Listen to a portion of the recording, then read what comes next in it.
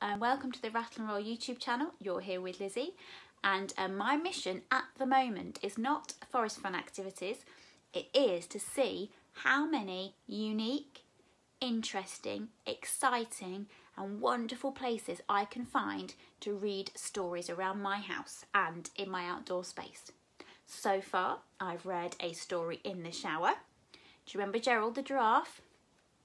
And I have read about Hairy Maclary and Zachary Quack out on my patio.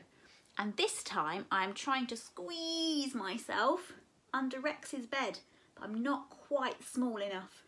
But I'm sure that you could find a small space that you could squeeze under to snuggle up and have a look at a story. The story I've chosen to read today whilst trying to squeeze under Rex's bed is called Jack and the Flum Tree, and it is one of my absolute favourite stories to read, and it's written by Julia Donaldson and illustrated by David Roberts. And I'm sure you know a lot of books that Julia Donaldson has written.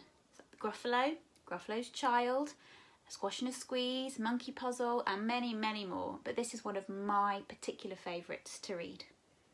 So, you ready? Jack and the Flum Tree, from almost under Rex's bed.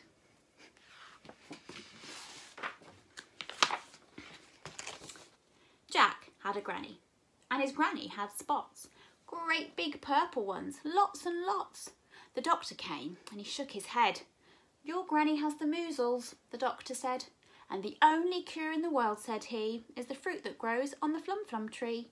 And the only place that the Flum grows is the faraway Isle of Blow-your-nose." So Jack built a boat, and Jack found a crew, Red-cheeked Rose and Stubble-cheeked Stew. And he said to Stew, and he said to Rose, "We're off to the Isle of Blow-your-nose." Granny came down to the dock with Jack, and she gave him a bulgy patchwork sack. And in that sack were a pair of wooden spoons, a porridge bowl, tent pegs, some red and blue balloons, Granny's old skipping rope, a pack of chewing gum, 3 spotty hankies and a tom-tom drum. And Jack said, "Granny, what is the use of those?" "Aha," said Granny. She tapped her nose. Then off sailed Jack with Stew and Rose for the faraway Isle of Blow-your-nose. "Sharks!" cried Rose. "Lots," cried Stew. "They'll gobble us, they'll guzzle us, whatever shall we do?" "Don't get your knickers in a twist," said Jack. "Let's have a look in the patchwork sack." "Red balloons, blue balloons, they should do the trick. Puff, puff, blow 'em up, let 'em go quick." Then the sharks went nip and the sharks went nash, chasing those balloons with a bang, pop, splash. "A leak!" cried Rose. "It's wet," cried Stew. "The boat is full of water, whatever shall we do?" "Don't get your knickers in a twist," said Jack. "Let's have a look in the patchwork sack."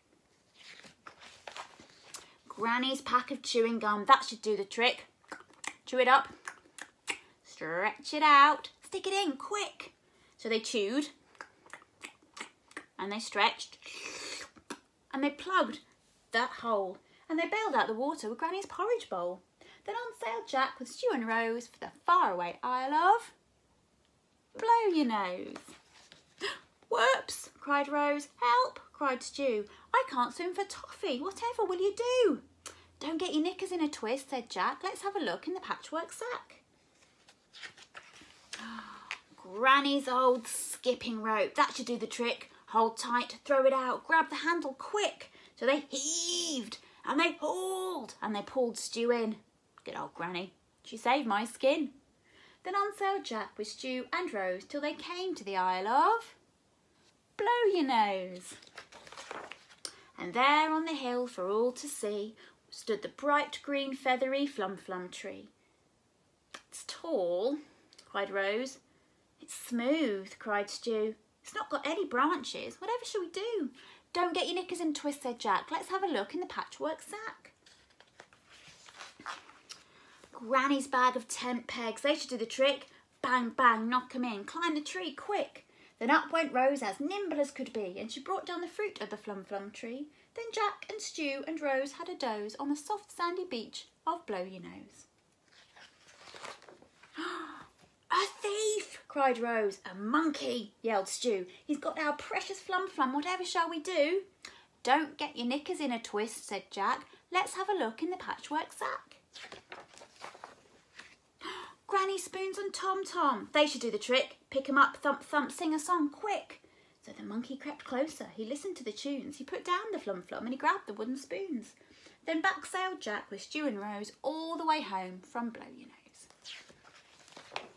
Granny ate the Flum Flum and the measles disappeared. She's cured, said the doctor, and everyone cheered. And Jack said, thank you for the pair of wooden spoons, the porridge bowl, the skipping rope, the red and blue balloons. Thank you for the tent pegs and pack of chewing gum. Oh, and thank you, Granny, for the tom-tom drum. But the 3 spotted hankies, what was the use of those?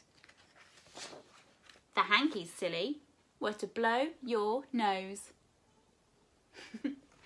And that was Jack and the Flum Flum Tree, written by Julia Donaldson and illustrated by David Roberts, and read from almost underneath Rex's bed.